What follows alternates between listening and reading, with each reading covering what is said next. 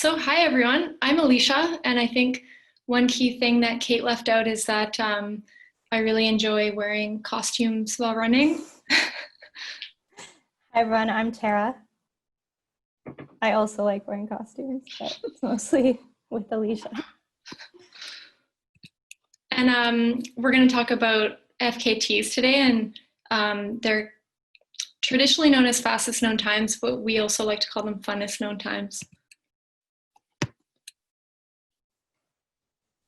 So first, just a bit of background about Alicia and I. We've been friends since 2011, and we met through a local road running club here in Vancouver, the Vancouver Falcons Athletic Club. And we were both running more road races at the time. But in that year, we did our first longer hike in the backcountry together on Mount Cherkuni with one of our friends, Alex. And we were completely unprepared. We didn't have any food or gear with us, and we didn't really realize it was such a big hike. Luckily, our friend brought extra snacks and gear for us. But that was really our first experience on the trails. And since that time, we've learned a lot since then. So we're going to talk a bit about, just how we prepare for these longer days now. That year in 2011, we also signed up for a 25-kilometer trail race, our first one, with two other friends, a local race here, the Iron Knee. And then Alicia and I, we also ran our first ultra together at Chuckanut in 2012, and we ran the whole thing together. So we've done a lot of longer runs together. After that time, we were pretty hooked or obsessed about trail running and adventures. So, okay, yeah, here we go. So we've basically been acting like a team, like that whole time since we did Chuckanut together. Like in that first Chuckanut, we literally ran every single step together. And then we've had all these adventures since then that were kind of basically like early training for FKTs. We did Berlin Marathon together. The top left, that's the Trikuni day where we had like no food, and thankfully the friend on the left had an extra sandwich that we shared. I think I had yoga pants on. And then we did our first really mountain adventures together. So we did rim to rim to rim, and that photo in the middle of the questionable white substance is we read a blog that said you should eat 50 salt pills when you do rim to rim to rim, and we actually followed it. And then we also did a fun adventure in Mongolia. So we had a Jeep, and we basically did our own running training camp. And looking back, it's kind of funny, but we ran for like 4 hours every day for like 2 weeks. So to get started on the FKT topic, I guess FKTs really stand for fastest known times, and as the name implies, it's really like the fastest known time on a route. And for anyone that's new to the topic, they're kind of similar to Strava segments, but they tend to be more on kind of longer routes, and they tend to be on routes that you might want to do like a backpacking trip on. So whereas Strava segments tend to be like shorter. That's like a brief intro. And like I said, we call them funnest known times because they're really fun as well. Yeah, so just a bit more about FKTs. So they're kind of a more adventurous form of racing, as Alicia mentioned, and they feel, I guess, a bit more wild and remote than a race, as a lot of fastest known time routes are more in the backcountry. There's no like official markings, obviously, and often in some of the routes that we're choosing anyways, traditional races might not always be permitted in those areas where you can do these self-supported adventure runs. So I'm planning to go for a fastest known time or for any adventure run. You also have to think about your own safety, the gear and the food that you need for it. But you have a bit more control than a traditional race because you can plan to optimize things like the weather and the time of year, and the amount of daylight or trail conditions, which you wouldn't be able to do in a race with a set date. So there's a few different categories depending on the trip style for fastest known time. So there's supported, which like a crew or someone might meet you along the way. They might pace you for parts or hand you food and water. So in that style, you could carry less weight on you if you're getting support from others. Then there's a self-supported category. So it just means that it's not, the support isn't prearranged, but for example, if you're doing a longer route, you could stop at a store and buy something along the way. So that would be more of a self-supported adventure. And then there's unsupported, where there's no support along the route and you carry everything you need on you except for water. So those are the different categories. And there's also female and male categories, or there's mixed female and male categories. So for our fastest known times together, we've chose to do the unsupported category. So we've carried everything we need from the start to the finish, except for water. We filled up, in streams along the way. So once we started the route, we didn't get any like external support. And doing it as a team, you can still be considered unsupported if you travel the whole route together. So for example, just not having someone pace you for part of it, but Alicia and I, we've done the whole thing from start to finish together. So we just decided to do these routes as a team because we thought it was more fun just to share the experience with each other. And as I mentioned, Alicia and I have done lots of longer adventure runs in remote locations. So we tend to know what works well for each other in terms of lows during long runs. And we also have pretty similar strengths. Yeah, and I'll just add to that too. Like, I always figured that if I'm doing a hard effort out there, it could go either way. Like, there's a good chance that you maybe have a bad day, an off day. And I realized that if you're on your own, it's kind of like a struggle and maybe a bad memory when you have a bad day. But then if you're with a friend, it just becomes an adventure. And it becomes like one of your best memories, like that photo with the 50 salt pills. So that was kind of like one of the other reasons why, for me, it was really fun to do these as a team. So tonight we're going to share a couple of the FKTs that we really liked, the House on Crest Trail and the West Coast Trail. So we'll start with the House on Crest Trail, and Tara's going to kick it off. If I can get to the perfect. Okay, so first the House on Crest Trail. So this route, it's an iconic point-to-point trail going from Cypress Provincial Park to Porto Cove Provincial Park, and it follows the ridge crests that overlook Howe Sound. So it's about 29 kilometers, and it has a huge net descent if you go the way that we like the most, which is south to north. So starting at Cypress and finishing in Porto Cove. So there's about 800 or 1,800 meters of gain and 2,600 meters of descent. So we like, both of us prefer downhill, and I think that's both of our strengths as well. So we really like this route because of the big net downhill as well. So it is one of our favorite local routes. The views are just incredible on a clear day, and it feels really wild, which is crazy considering how close it is to Vancouver. we also like this route because it's pretty technical with quite a bit of roots and large boulders to contend with. And it also involves a bit of navigation with lots of little turnoffs along the way to neighboring peaks and valleys.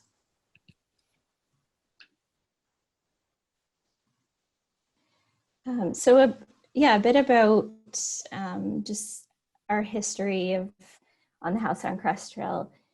In doing the fastest known time, this was kind of our, I guess, our silver lining after a summer. Both of us were training for UTMB races in 2018, and we both ended up dropping out of them.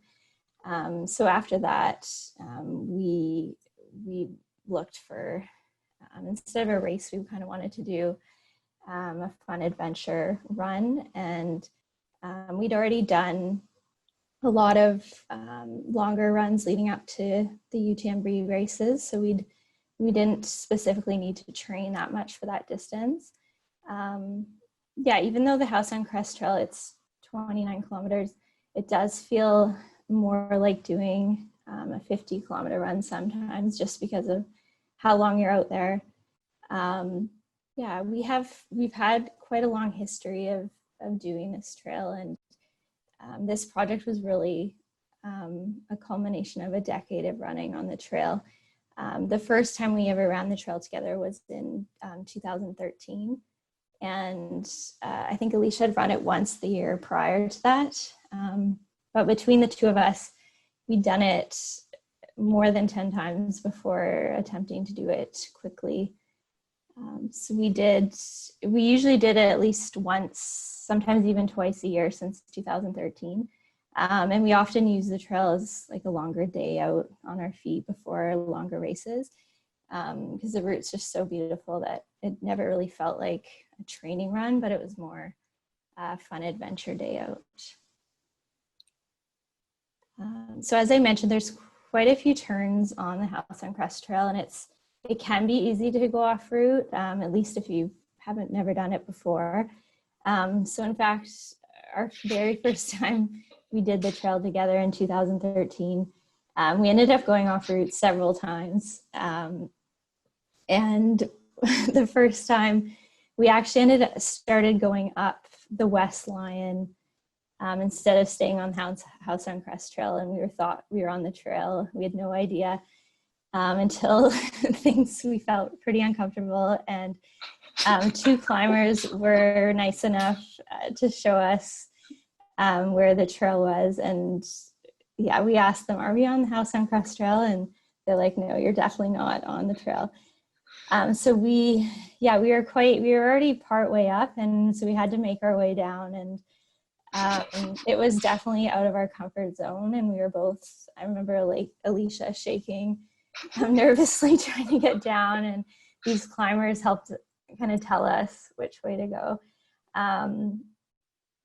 So it was an interesting first time, and we were lucky we had people there to help us out with getting down.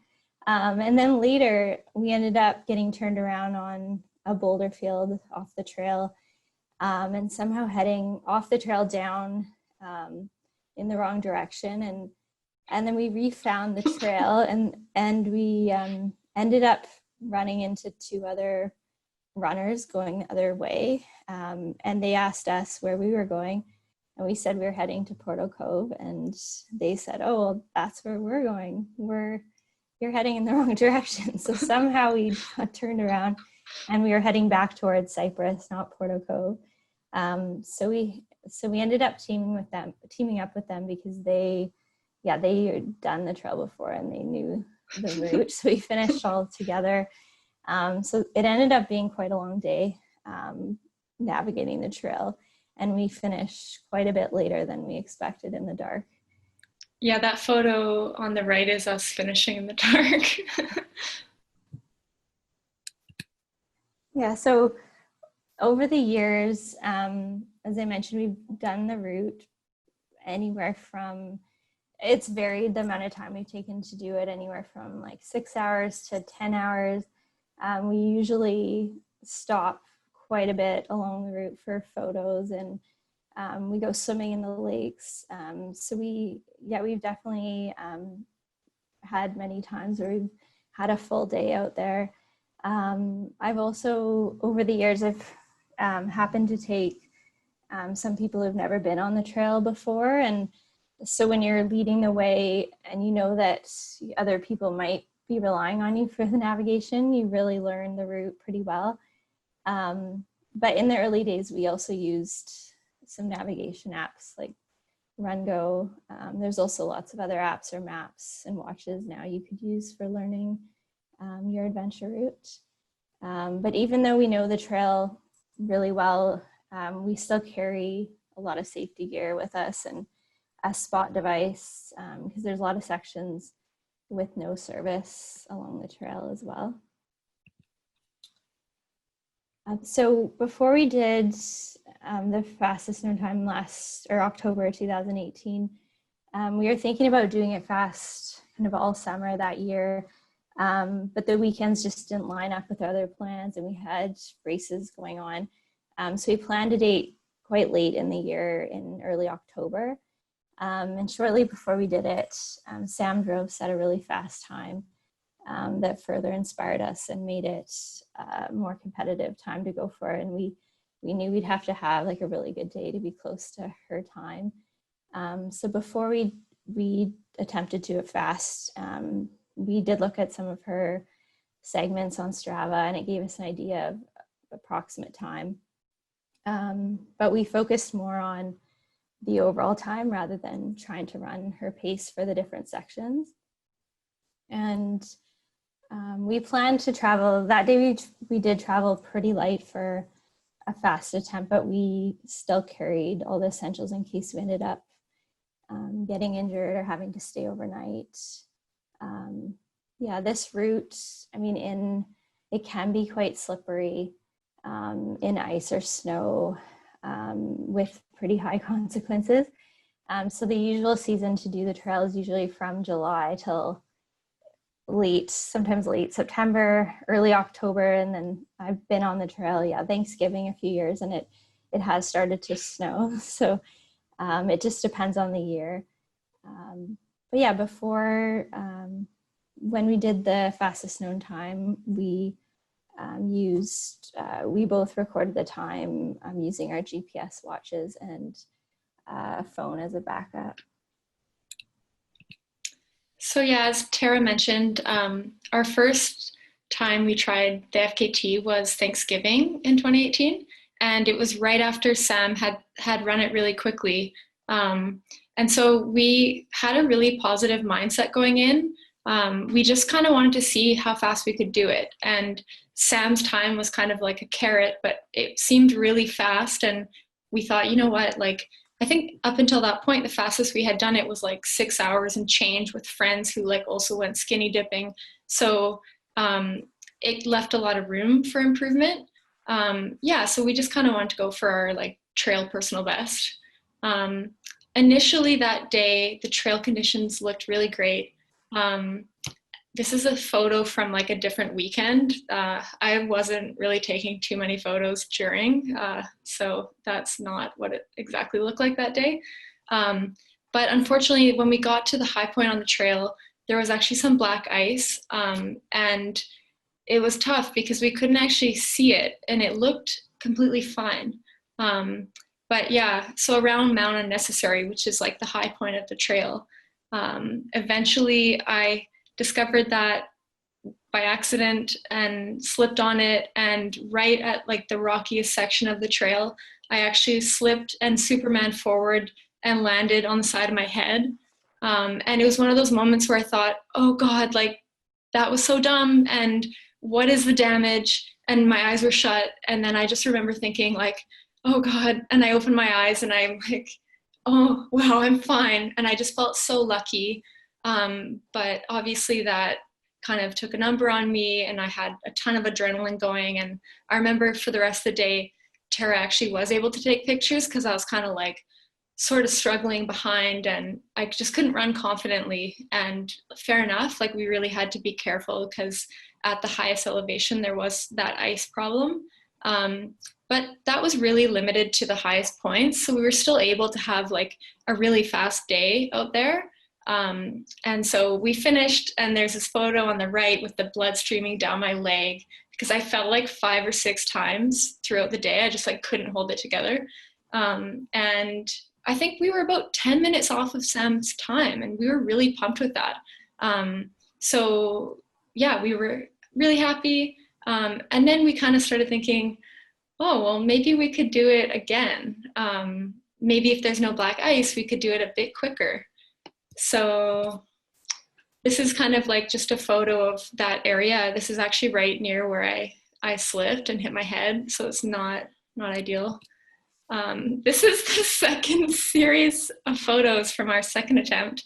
I managed to have my eyes shut on both of them. Tara's wearing her camo pants, which are great for warmth. So we were thinking we'd have to wait until the next summer, because by this point it was mid-October. But surprisingly, the temperatures actually warmed up a little bit, and there was a window where we were able to actually get out there again 2 weeks later. And because the trail is so close to home, and really we had nothing better to do, and this trail is so awesome, we just decided to go for it again. And that actually happened to be a really great plan, because the trail was so fresh in our mind from 2 weeks earlier, and it was still enough time to recover, because it is a hard effort, but it's not that long to be out there, like in the 4 hours, 4.5 hour range. So for this second try, we like tweaked our plan a little bit. We had one water stop the first time. I think near like Magnesia Meadows, there's a stream, and we just decided to like carry extra water and like not stop, which is kind of funny and sounds very militant. But like the fun thing about FKTs is that you can be strategic like that. So that we thought that would save a couple minutes. And then we also thought we could go a little bit faster at the start on the way to St. Mark's. So that was kind of our plan. What ended up happening is basically on the first climb to St. Mark's, it's quite relentless. You don't really get the big views yet, and it's tough. It's like almost runnable and lots of routes. And on that whole climb, I was thinking like, oh God, Tara, she looks so fresh and like she's so fit. And I just kind of had this negative self-talk that I couldn't do it. And I felt like I couldn't keep up, and kind of, it was right away, I was thinking, oh, she should go ahead. She should definitely just go ahead and do it and just leave me, and I'll just do it like chill, and I'll show up like an hour later, and like, we can still have pizza. But, and then it got to the point where I actually like voiced that. And I was like, Tara, you go on without me. Like, I'm going to slow you down today. And she was like, just so positive. And she was like, not going to take, my bitching. She's like, no, like, you got this. And she was just so positive. And I just kind of like found this other gear just to listen and for the team. And like, Tara, you told me later that you were just being smart. Like, you knew like my strength is downhill. The hill was almost over. And Tara kind of knew I'd be fine as soon as the downhill came, which is what happened. But yeah, so the second time was— Yeah, I knew once. Oh, sorry. We got, I was just going to say, I knew once we got past St. Mark's that, yeah, it's a big climb leading up there. And I know that you love downhill, and it would have been a good break. So I knew it'd be fine once we got past that. And that's like, yeah, one of the reasons why the team aspect is really fun. And I know for myself, when I'm doing races on my own, like I never get to the same level that I do when Tara and I are together, because I like care a lot more, and I won't let Tara down as much as I would myself.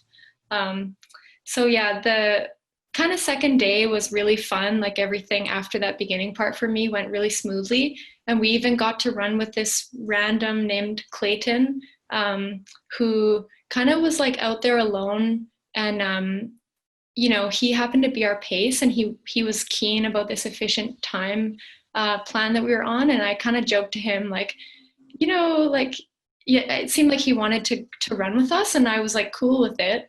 And we joked, we're like, yeah, if you trip, we're not stopping. But I was obviously kidding. So that was pretty fun. And I think Tara was kind of like a little bit concerned that I was getting distracted, like chatting away as I do. But yeah, it worked out. And eventually, like, I don't know, he dropped off somewhere, and so we didn't see him again. But yeah, in the end, we beat our initial time by 20 minutes, and we made a new internet friend, Clayton. So it was awesome. And then, yeah, just an important part of FKTs is, I think part of the reason why we can call them funnest known times is, like, even though it's a really hard effort and maybe there's some suffering, you can make them really fun, and you can have these like parties afterwards. So we always try to have, like, yeah, just whatever it is, fun. Like in this case, we went and got pizza from Horseshoe Bay, and then we had like a small hot tub party. This is like before COVID, obviously, because we're like quite close to each other. But yeah, generally we just try to keep things fun and like balance out the effort from the day. So now we're going to talk about another amazing BC trail, the West Coast Trail, which we got to do last summer, like just about a year ago. So West Coast Trail is super famous. I'm sure everyone's heard of it. It's a point-to-point trail that's 75 kilometers. It's super rugged, and it's on the west coast of Vancouver Island. And it's really fun to run because it's got a really neat mix of West Coast rainforest, beach, technical trail, and then there's a lot of man-made obstacles too, like ladders and cable cars and things like that.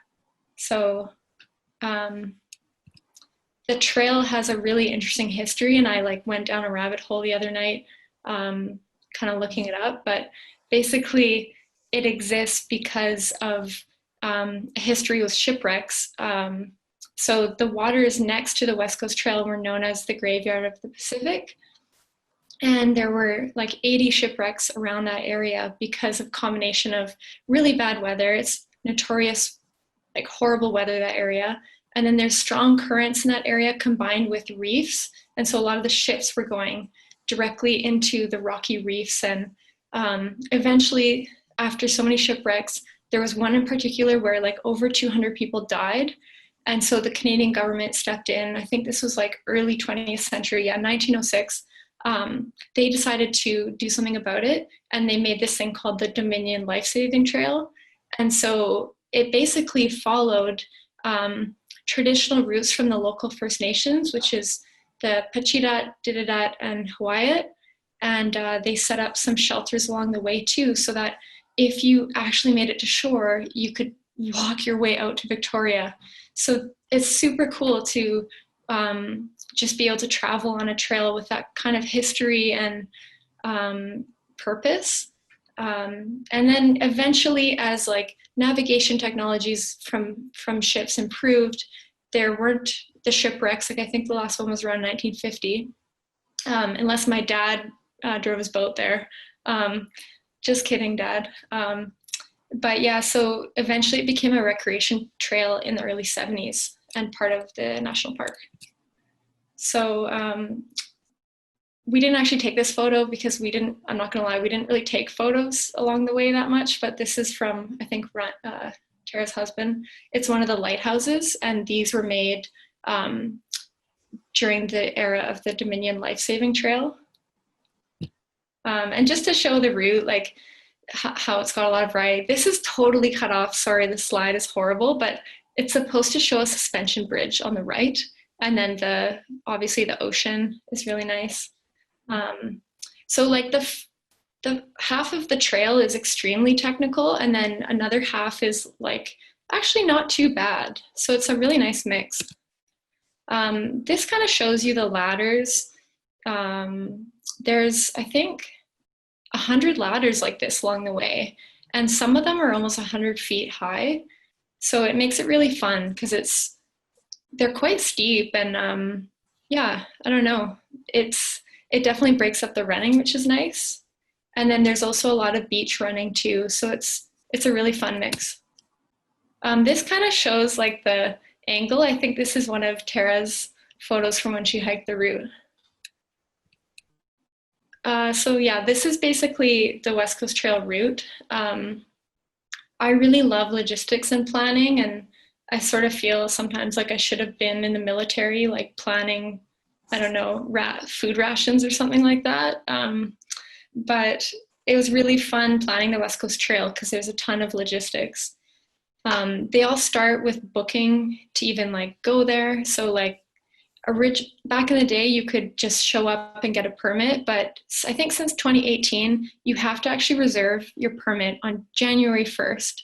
And you have to reserve at 8 a.m. or you will not get your date that you want. This past year, I tried booking to go again, and by 8:01, the only times left were May or September.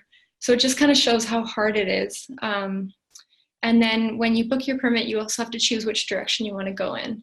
So we chose to do it northbound, which is from the Gordon River trailhead towards Banfield.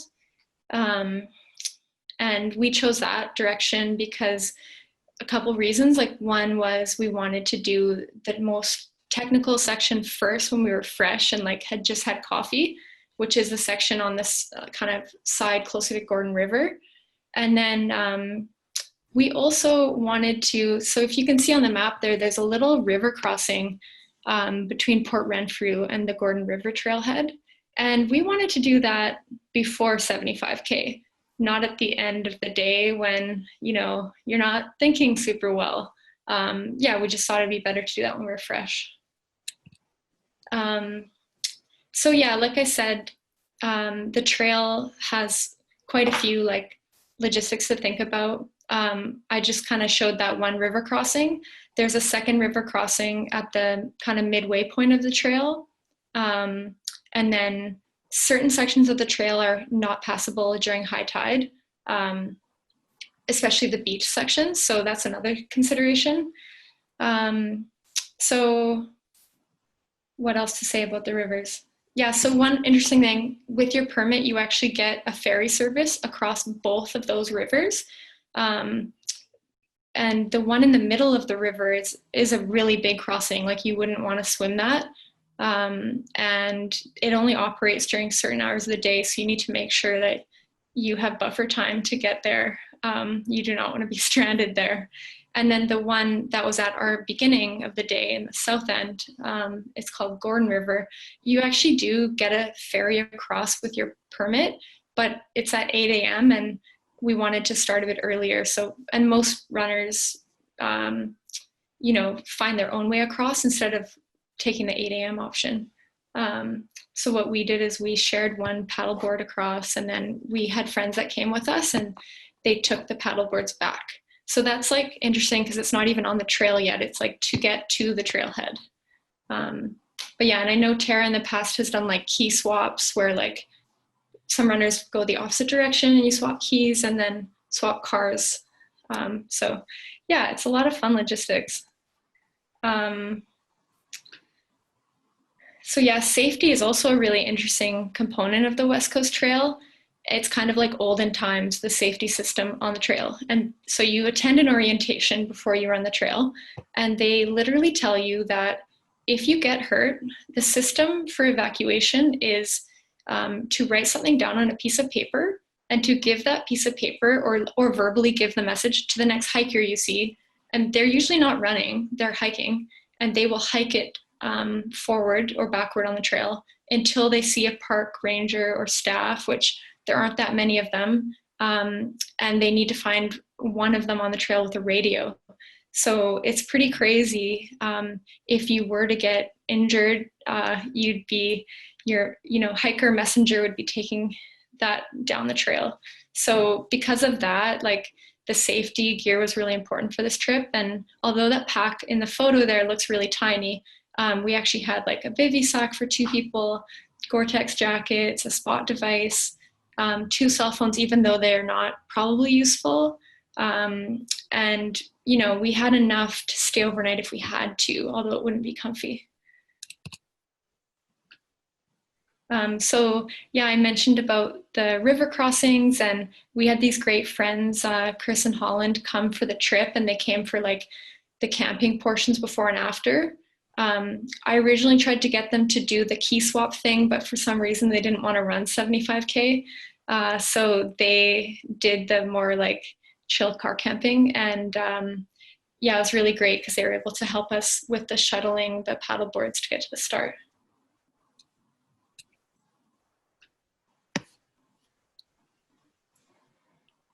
So I'm going to talk a bit about some of the highlights from the day and running the trail, but first just a bit of backstory of how we decided to eventually run this route. So in 2013, we went to Carmahan Walbrand Park, which is really close to the West Coast Trail.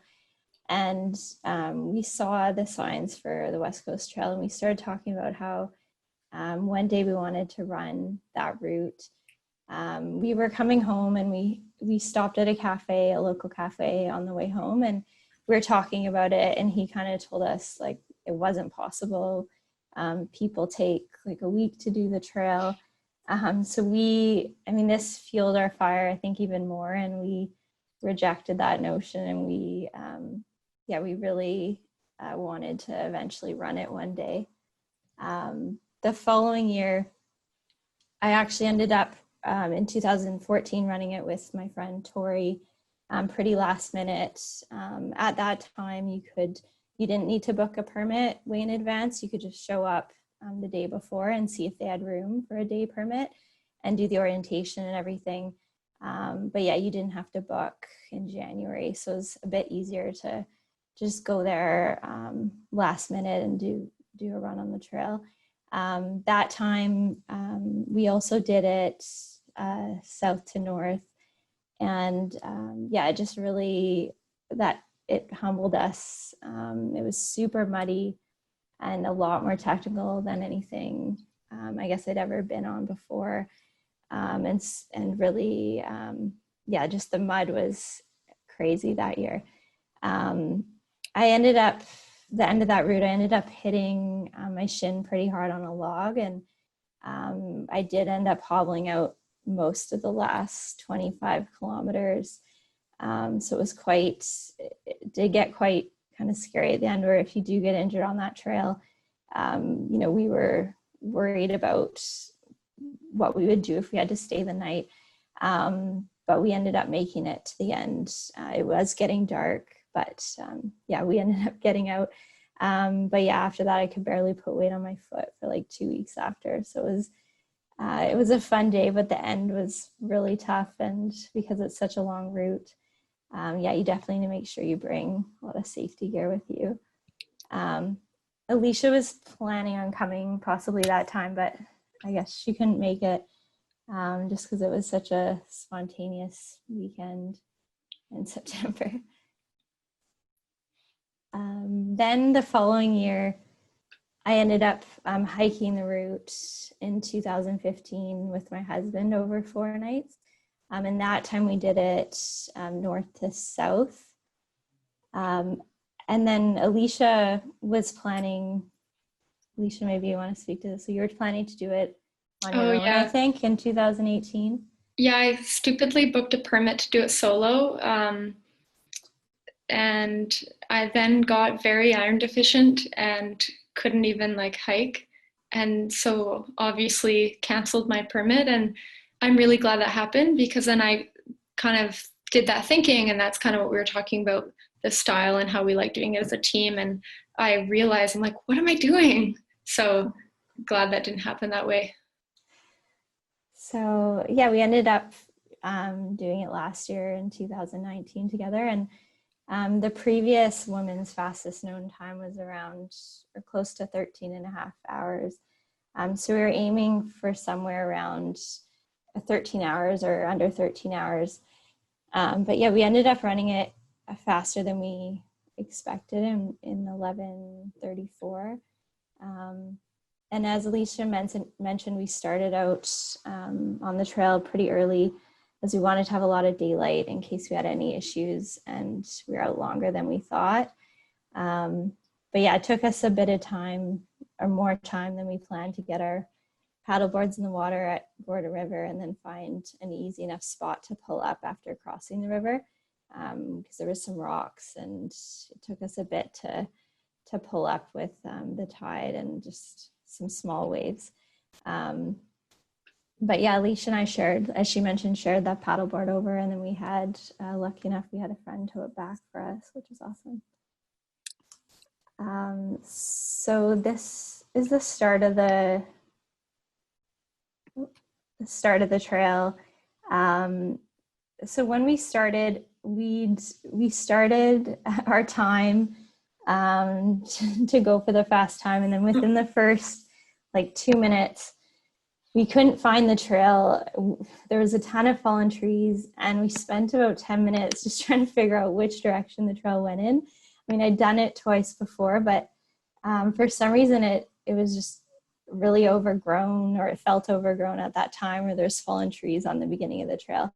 But otherwise the trail is super well marked. But it took us, yeah, we probably spent about 10 minutes trying to figure it out. And then once we found the trail, we realized, oh, we're only about a minute away from the start. So I think we'll just go back and restart. So we had a failed start and went back and did it again. And as you can tell from this photo, yeah, we planned to start a bit earlier. We put on like sunscreen in the dark, so there's sunscreen all over our faces. Later on the trail, again in the first quarter, we had another really short navigation fail, where we just went off the trail briefly. We were chatting and realized we weren't on a trail. I was probably talking at you. I can't remember, but it was really brief, and we realized it right away, and we were able to quickly find the trail. So the rest of the time that we didn't have any issues with navigating it. We carried the maps they gave us at the orientation run, and it's really well marked, so there wasn't any other issues with that. But yeah, the first half starting out in Border River, it's really technical, which we really love. And we thought it would take us, I guess, quite a bit longer than we expected, but that section just seemed to flow really well. It went faster than we expected, and we flowed really well together.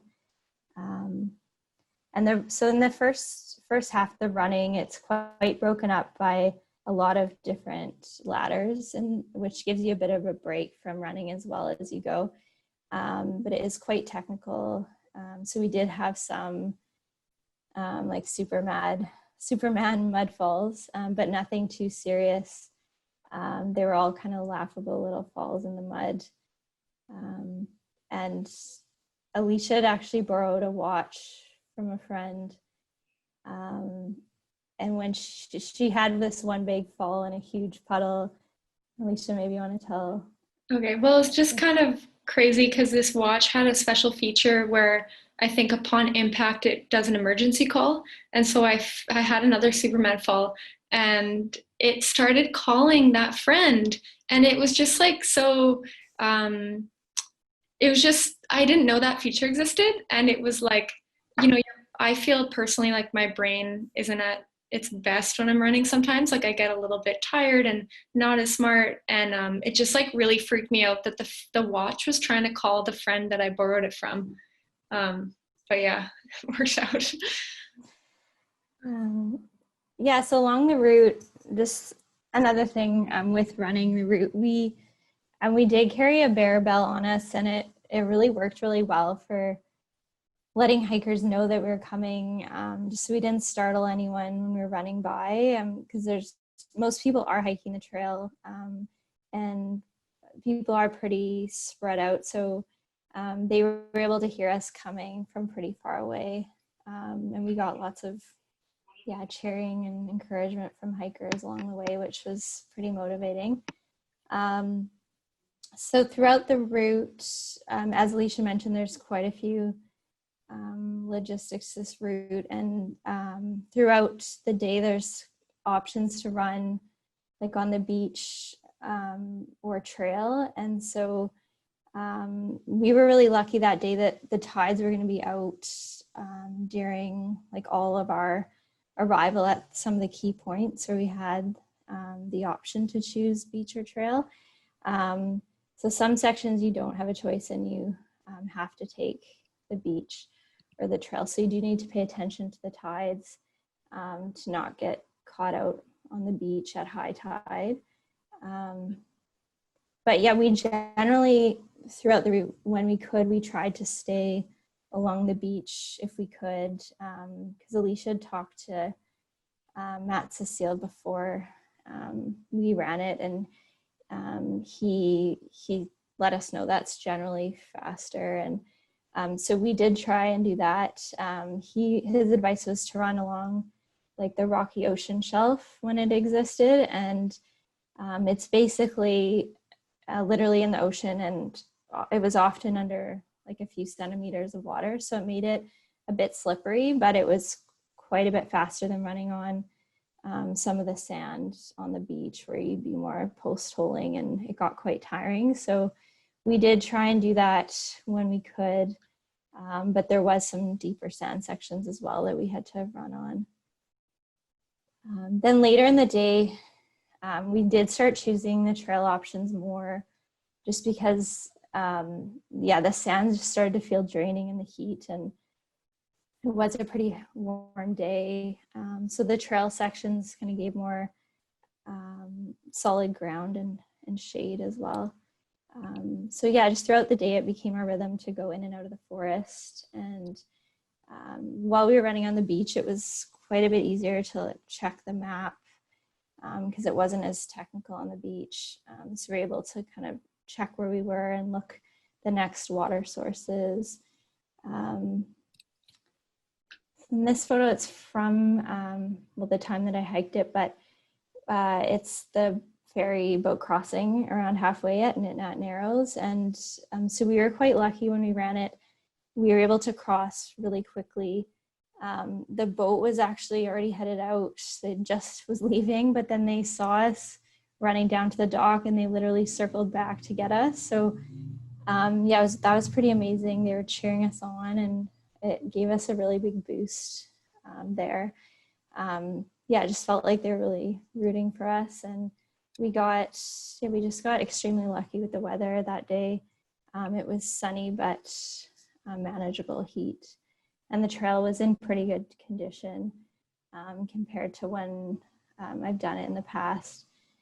We were able to actually avoid taking most of the cable cars along the route because it was relatively dry compared to other years. I mean, there were sections that were definitely still muddy, but compared to the other times I'd done it, it was a lot drier.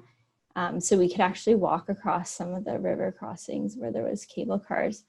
But this is one crossing where you can't, we had to take that cable car. Yeah, there's just no way around that one. So I think we missed all the cable cars except for that one.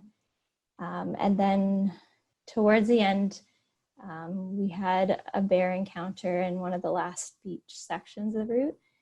So we came across two pretty big, large bears on the beach ahead of us. And we decided to stop, and we started singing quite loudly. But they just, yeah, they retreated into the forest pretty quick. So it wasn't an issue. Yeah, so before this, just with preparing for it, I mean, I didn't have a lot of time to do long runs before this. I was away or wedding planning and away on honeymoon the weeks leading up to the run. So I struggled quite a bit more than usual during the final 10 kilometers. But similar to Alicia, like with the Halcyon Crest Trail, I didn't want to let her down. So I really had to dig deep. I felt like for most of the day, even though she said it didn't seem like I was, but it felt quite tough. And then the last 10 kilometers, I just couldn't maintain the pace anymore. Yeah, just due to lack of longer runs, I think, before. But Alicia got me through and entertained me with funny stories with Pooh, and we kind of ran to the end to get to Bachina Bay. So that's the finish. This is the finish. Just some quick, I guess, learnings, tips that we got out of this was, snacks like chips and gels and jelly beans worked really great for us, but we did plan to eat sandwiches along the route, and that didn't work so well because it's a pretty runnable route. I thought we'd have more time waiting to take the boat across at Ninat Narrows, but we had no time at all. And so sandwiches were just really hard to eat when you're trying to do a route that fast.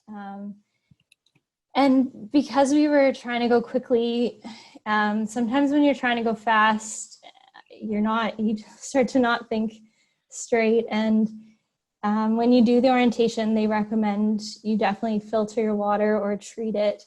And for some reason during the run, we just had ultra brain and we stopped using water tablets. We thought we got lazy. We thought it'd be quicker.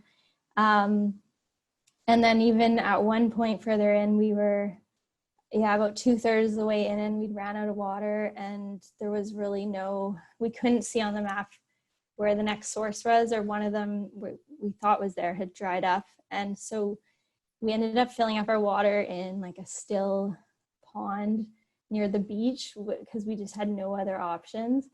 But anyways, just a lesson from this. I did have some stomach issues after that for a few weeks. I'm not sure what it was, but some sort of parasite. I had to take antibiotics. But yeah, they recommend you filter or treat your water for a reason. So it's something next time we definitely would not skip. Yeah, also at sea level, not a good call. And then, just memorizing the water sources along the route. We had them on the map, but it was really difficult to sometimes see where they were. And like I mentioned, they're dried up some of the time. So we did have that map and we'd marked them all out, but when you're trying to do something quickly, and it's easy to miss them sometimes. And then post run, as Alicia mentioned, we usually celebrate and do something fun. So after the route, we went to this really cool fishing lodge in Banfield, and they happened to have a 3-course dinner and hot tub. And so we knew that the dinner had a set meal time around 6 p.m. So it really also helped increase our motivation during the run to get there to make it for dinner. And the lodge is on the west side of Banfield. So we got to take another boat ride over to get to the lodge. It's such a beautiful area. So this picture's just of us taking a boat to get to the fishing lodge. It was a lot of fun. So we were going to talk about some future plans, but we are over time. And I think there's a couple questions. So, you can just ask us anytime. Like if you see us running, we're happy to stop our runs and talk with you. Just like reach out and let's, talk about it. Awesome. Thank you guys so much. That was so inspiring to see all those photos of those beautiful trails and hearing about all the hard work and planning that you guys have put into it. We do actually have a few questions, so maybe I'll just jump into that right now. We have one question from Seema, and Seema's asking, or for a statement saying that they would really love to try the Howe Sound Crest Trail. And the question is, I can run uphill, but running downhill gets so hard on my knees. I was wondering if there's anything that I can do to strengthen my own ability going downhill. So if either of you guys had any tips to help Seema improve downhill running, that would be awesome. One thing, I'm sure Tara will have tons to add, but for myself, it's something that I actually practice. So for example, before the West Coast Trail, I did some really strange workouts where I would hike up the Sea to Sky gondola, really chill. I'd do it 10 to 15 minutes slower than my fastest time. And then I would hammer the way down as training for downhill and technical. And so I did 3 sessions like that. And so it's kind of strange, but for me, it helps to specifically work on downhill. But yeah, I'm sure Tara has some ideas too. Yeah, I think similarly, just practicing running downhill, and if you're saying your knees are bothering you with downhill, I find like if I'm hiking versus running downhill, my knees I can feel it in my knees, but when you're running and not, just try not to break so much and trying to just go with the flow of the trail, almost like a controlled falling, leaning forward a bit versus breaking on your heels. And I don't think you'd feel it as much in your knees, but it's definitely something that, you should practice, and maybe first on less technical routes downhill, and then later moving to more technical routes. One thing that helped me too, like when I started trail running, I was really like, I couldn't run downhill really. I was like a road runner, and I really was good at flat and pavement. And just running behind better runners helped a lot. And just being able to kind of see what they were doing and try to match it.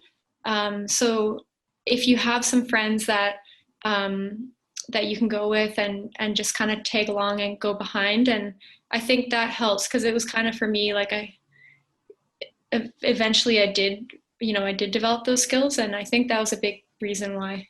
Yeah. Also, another thing, just looking ahead versus right down at your feet. I think that's another thing where that really helps with downhill, is looking quite a ways ahead, at least like 2 or 3 meters ahead, so you can kind of see where your next steps are. When you look down at your feet, or when I do it anyways, I feel like I'm definitely breaking more when I do that. Yeah, and it is quite a bit of impact, so you just have to give yourself time and build up, and start with smaller sessions, and add to it as you go. Yeah, it's really fun. You should definitely do that trail. Awesome. Thank you both for those tips. The next question that we have is from Kyle. And Tara, you spoke about this a little bit already, but Kyle is saying that he's moving to Vancouver this summer, and he cannot wait for the adventures that he'll have in BC. One thing that he thinks will be pretty different is that he'll be running in bear country. So I'm curious, first question is, how often do you come across bears while you're on adventure runs? And his second question is, what kind of bear safety gear, for instance, bear spray or bear bangers, do you carry? And then the third part of the question is, how many people in your group bring the gear with them? It's a good question. Do you want to start, Tara? Yeah, so I guess, you don't run across bears that often, but it definitely happens. I've come kind of close to, I guess, a bear twice, once on the Beta and Powell, kind of near Horseshoe Bay, and then another time when I was by myself, closer to Baker last year.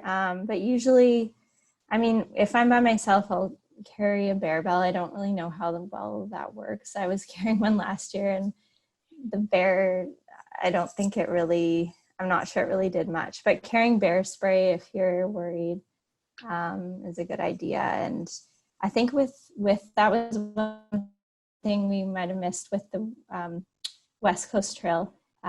When I've done it, I did carry bear spray, at least when we were hiking it. Alicia, I can't remember if we had it with us. I chose that we shouldn't bother. Okay.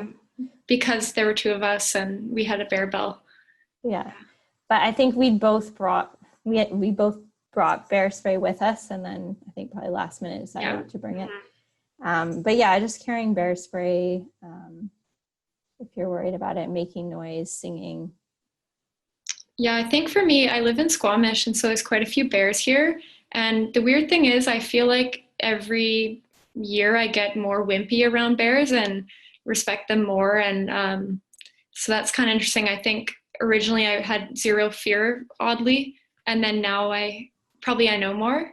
But I guess like in Squamish, I don't carry bear spray when I run, but that's a personal choice, and I tend to do trails where I'm going to see other smiling faces and are not super remote. And then I tend to really like going with friends into the remote places because it's just, A, it's more fun, B, it's for me better peace of mind that I have, say, Tara there with me. And I find like if you're with someone else, you're gonna have a way smaller chance of seeing a bear because you're talking, and especially if I'm there because I'm just like talking at you. And I have one friend that I know, like I've never seen a bear when she's around. She's a really good storyteller. So I think that's the best defense in my view, is like having a friend to just be sharing stories. Yeah. But I definitely carry bear spray when I'm going into other parts of BC that I don't know well. Like every time I go to like Fernie, BC, I was in Waterton National Park where there's like, I think the highest concentration of grizzlies. Canmore, the Rockies, like areas where I don't know what the bears are like, I'll carry bear spray then.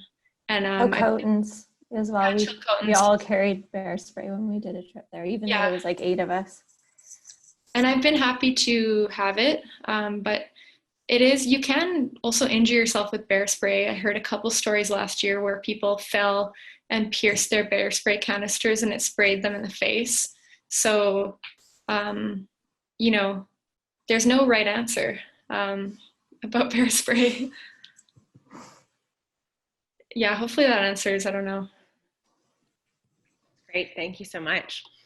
And so we do have a shortage of time, but Jeff and I were just saying, you've actually kind of sparked some curiosity about what your future plans are for your FKTs and for adventures this summer. So if you guys can, if you're open to it, give us a quick intro to your plan. For sure. Yeah, so I'm planning, if all goes well and the restrictions keep being eased as they seem to be, I'm planning to do a trail called the Great Divide Trail this summer. And unfortunately, the timing doesn't work out so well with Tara because she has another awesome life plan going on right now, which she can share about. But basically, I'm going with my 2 friends, Nicola and Joanna, and it's 1,100K through the Rockies from Waterton to north of Jasper. And so I'm using all my vacation time, which my husband is super pleased about. And it's such a different style because it's like glorified through hiking where we're basically going to be like eating snacks. I think it's going to be a combination of like walking/running, which I'm experimenting with right now because we're planning on doing kind of like 50K a day, which I think, as kind of Eric touched on earlier in the night, at some point hiking is a really good idea to kind of help prevent injuries. So I'm basically planning on like a long-term trail snacking sort of adventure for this summer. Yeah. Yeah, and I don't really have any specific adventure plans this summer. I'm 7 months pregnant and due in August. And so, I think I'm basically doing a lot of walking and hiking right now. And I plan to kind of continue that throughout the summer. But Alicia and I, we have talked about we really want to do the Sunshine Coast Trail at some point. So possibly next year. And then we also really want to do Wonderland Trail. We planned to do it last summer, but it just didn't work out because we had, just with timing, it didn't work. And so we had to reschedule that. So those are future ones that we've been thinking about. Thank you so much for sharing that. And congratulations, Tara. That's really exciting. And Alicia, that sounds like an awesome trip. That'll be so much fun. Yeah, I'm excited. Thank you. Okay, well, thank you guys so much on behalf of Run Wild and also on Ridgeline. Thank you so much for contributing to our evening. And as you guys said, for everyone listening, just send us questions and we can always forward them on to any of the presenters that you've heard this evening. So don't hold back, please.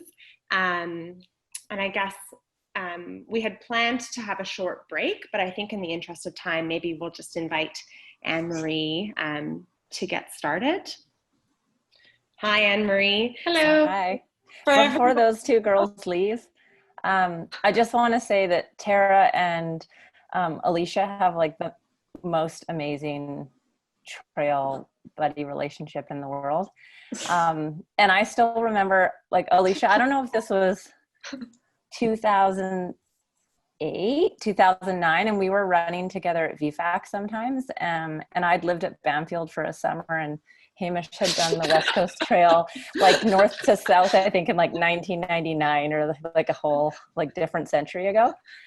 In a day. And so you were asking me about it, and I think you were like, yeah, you know, have you heard of this trail? And like, we're thinking of doing it. And I remember just hearing your, at that stage, was very early planning and being pretty excited to see how it panned out. And you guys have made such an amazing thing of all your FKTs. And I think the way you guys do it together is so, like, I envy your ability to coordinate and just like bring each other to the next level and always be there for each other.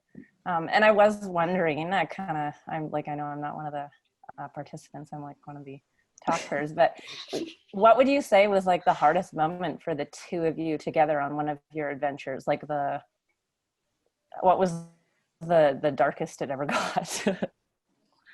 On those trails or on any adventure? Any. Any? Over the years, you guys have had many adventures. Oh God. For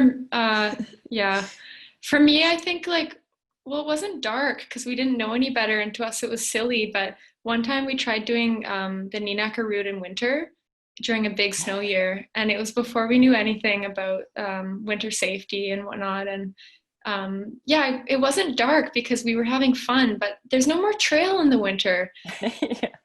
And that was like super like low from like a kind of knowledge point of view, but still really fun. And it was like very odd. We had snowshoes, which we eventually stashed at one point, and then carried on, and we were like post holing up to our hip. But yeah, I don't know. For me, that one's pretty funny. But yeah, I'm sure Tara has a good one.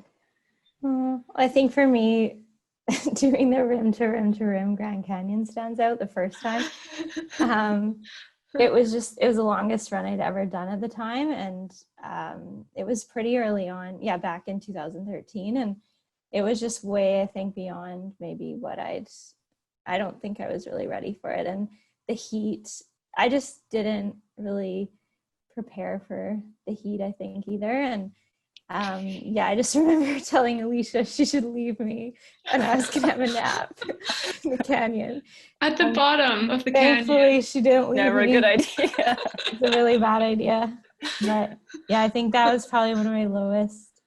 I was vomiting all day, and I should have maybe stopped at the halfway mark. I thought about it, but then I continued on, and I just got really bad. I'm glad you made it out. We all, like, this is like way too much information, but we all made really poor food choices the day before as well. So that didn't, like, no one had a good stomach that day. I ate raw Brussels sprouts the day before. No idea why. Those aren't even good.